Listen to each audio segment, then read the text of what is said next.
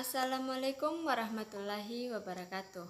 Perkenalkan, nama saya Miftahul Jannah, NIM 2022 310516.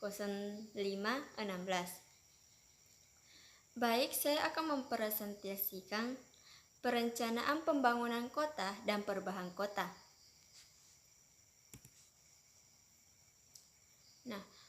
Dan mewujudkan Semarang kota pariwisata.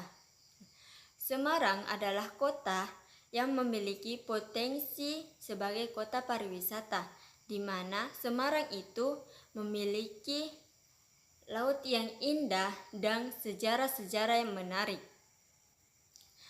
Sejak zaman kolonial Belanda, kota Semarang itu sudah menjadi pusat perdagangan dan juga transportasi di Jawa Tengah. Hal itu membuat kota Semarang sangat menarik sebagai kota pariwisata. Selanjutnya itu sejarah sosial kota Semarang. Menurut Kartowijoyo Julianti 2006, sejarah sosial pada intinya adalah sejarah mengenai apa-apa yang berkaitan dengan masalah sosial dan ekonomi. Dari itu, sejarah kota tersebut dalam salah satu bidang kajian sejarah sosial atau sejarah masyarakat kota dan sejarah aspeknya. Eric Lamport lebih memperjelas fokus sejarah kota, misalnya yaitu sejarah urbanisasi. Artinya, sejarah urbanisasi sebagai proses masyarakat. Dalam konteks ini akan dirinya uraikan sebagai sosial kota Semarang, yaitu sebagai sejarah perkembangan masyarakat kota Semarang yang peninggalan-peninggalan yang memiliki potensi sebagai objek wisata. Seperti telah banyak ditulis sebagai literatur, Kepulauan Nusantara, khususnya di Jawa, telah lama menjadi pusat aktivitas bagi bangsa, mau bagi bangsa Cina, India, Arab, Belanda, Inggris, Portugis, dan Spanyol.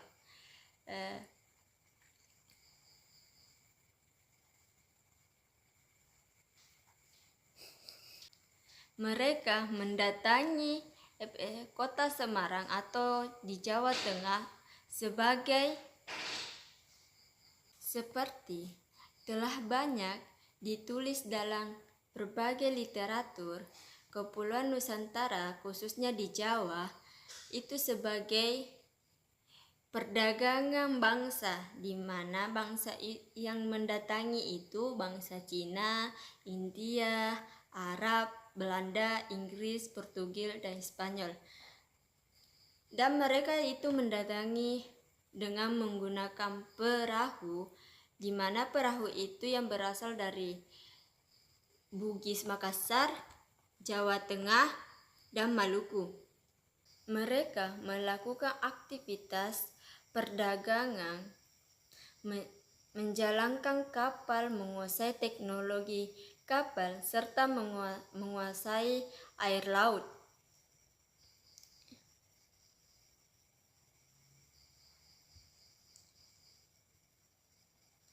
Mereka melakukan aktivitas perdagangan, menjalankan kapal, menguasai teknologi kapal, serta mengetahui alur-alur pelayaran. Mereka juga dapat berperang sebagai pasukan di kapal terjadi peperangan di laut. Selanjutnya, sejarah awal terbentuknya masyarakat dan kota Semarang. Ki Padang Arang, putra Sultan Demak II, yang pergi ke Pulau Tiran di tepi pantai ditemani pohon asam yang jarang. Tempat itu kemudian dikenal sebagai Kota Semarang. Semarang sebuah kota pelabuhan yang mendorong semakin ramainya perdagangan. Nah, di Semarang selanjutnya yaitu sejarah awal terbentuknya masyarakat dan kota Semarang.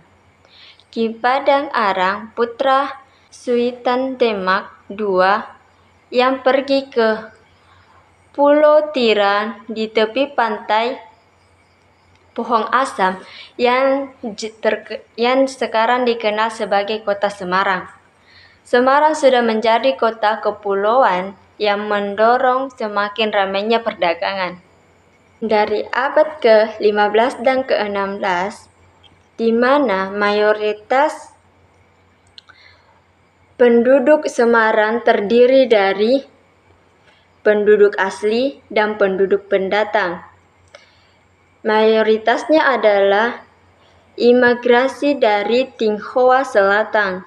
Banyak di antaranya adalah penduduk Islam. Dari abad ke-15 dan ke-16 merupakan awal Islamia di Jawa. Sangat memungkinkan sebagai penyair agama Islam, sebagai para wali, bahkan Sultan Demak Raden Patah yang bergelar Adipati Jimbun adalah orang Tionghoa. Hal itu menunjukkan bahwa hubungan penduduk Jawa dan Tionghoa sangat akrab, semakin terikat karena perkawinan silang antara Tionghoa dan orang Jawa. Perkuatnya ketika orang Tionghoa tidak diperbolehkan membawa istrinya saat melakukan perdagangan, sehingga membuat Tionghoa menikahi orang Jawa. Kota Semarang terbagi secara spesial menjadi 3 golongan masyarakat. Yang pertama itu golongan pribumi yang merupakan mayoritas. Ditandai dengan dalam kabupaten di tengah kota, Pasar Johar di sebelah timur Masjid Agung, Kauman di sebelah barat, dan alun-alun di depan kabupaten. Yang kedua, di sebelah timur dan selatan, kaum terletak Pecina yang masih komunitas Tionghoa dengan ciri-ciri kecinaannya sebagai menjadi pusat perdagangan orang Tionghoa. Yang ketiga, di sebelah utara, di Kota Lama, tempat VOC pertama kali membuka loji dan benteng berkumpul komunitas orang Belanda dan Indonesia. Ini menggambarkan sebuah segregasi masyarakat di bidang sosial budaya dengan golongan Belanda sebagai segregasi masyarakat di bidang sosial budaya dengan golongan Belanda sebagai status paling tinggi, menyusul golongan Tionghoa, dan paling rendah adalah golongan pribumi. Ini berlaku baik di bidang politik, ekonomi, dan sosial. Bangsa Tionghoa menunjukkan bahwa masyarakat kota Semarang pada masa lalu dibangun dan dikembangkan oleh 3 kelompok. Ketiga kelompok etnis ini meninggalkan kawasan bangunan-bangunan masa lampau yang memiliki nilai historis tentang etnis Jawa, meninggalkan kawasan Masjid Agung, kaum Johar, Kanjeng, dan bekas alun-alun. Selanjutnya, Semarang menuju kota pariwisata. Beberapa kawasan yang ditentukan sebagai kawasan bersejarah yang memiliki potensi besar untuk realisasi Pada abad 200 sempat direvitalisasi kawasan Kota Lama sebagai pelatihan zaman kejayaan kolonial Belanda. Namun revitalisasi ini belum tuntas. Yang terjadi barulah penamaan fisik kawasan Kota Lama. Sementara pengertian revitalisasi adalah mengambil sebuah tempat menjadi kawasan yang penting sebagai aktivitas masyarakat.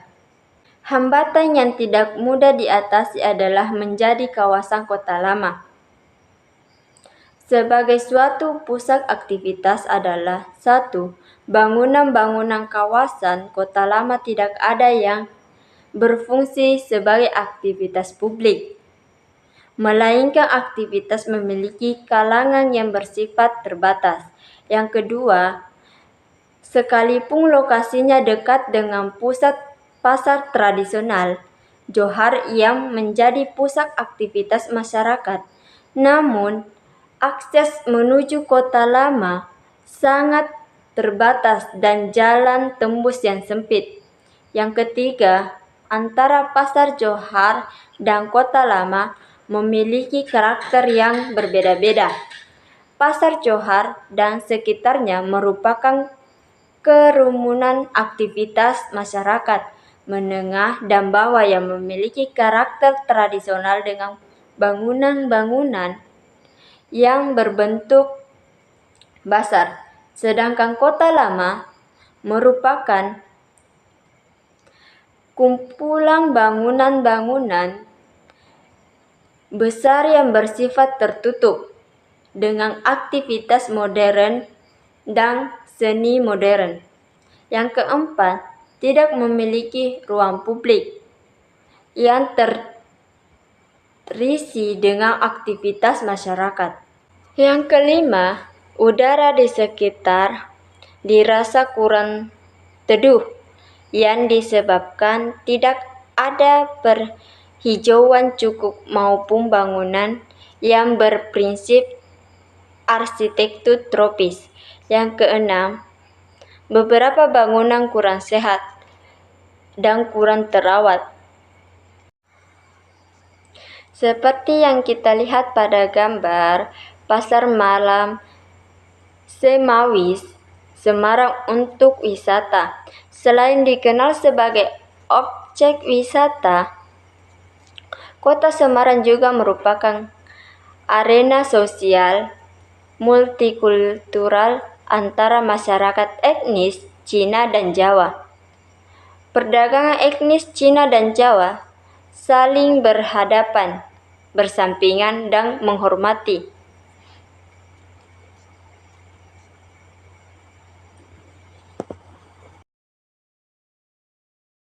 Selanjutnya yaitu City World di Kota Lama.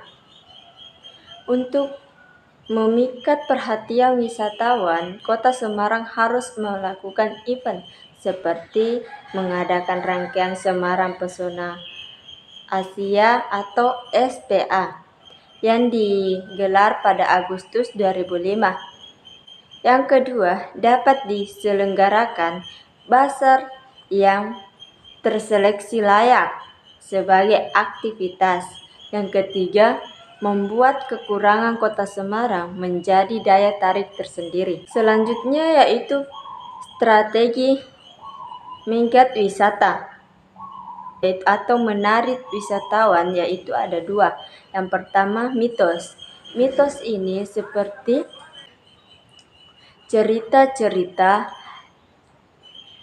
misalnya seperti cerita sejarah candi, Masjid Agung. Yang kedua itu penataan fisik. Selain nilai-nilai budaya, nilai-nilai fisik kota akan mampu mengubah minat wisatawan, seperti penataan kota dan gaya arsitektur bangunannya. Nah, dari semua penjelasan-penjelasan yang saya sampaikan, perencanaan pembangunan dan pengembangan suatu kota memiliki ciri khas tersendiri, seperti Kota Semarang yang memiliki keunikan asal-usul, beragam masyarakat dan kebudayaan, memiliki peninggalan bangunan-bangunan dan kebudayaan yang khas, sehingga memiliki potensi sebagai kota pariwisata. Beberapa upaya yang sedang diupayakan untuk mendukung Kota Semarang sebagai kota pariwisata adalah citywalk dan strategi tertentu dalam market atau menarik wisatawan.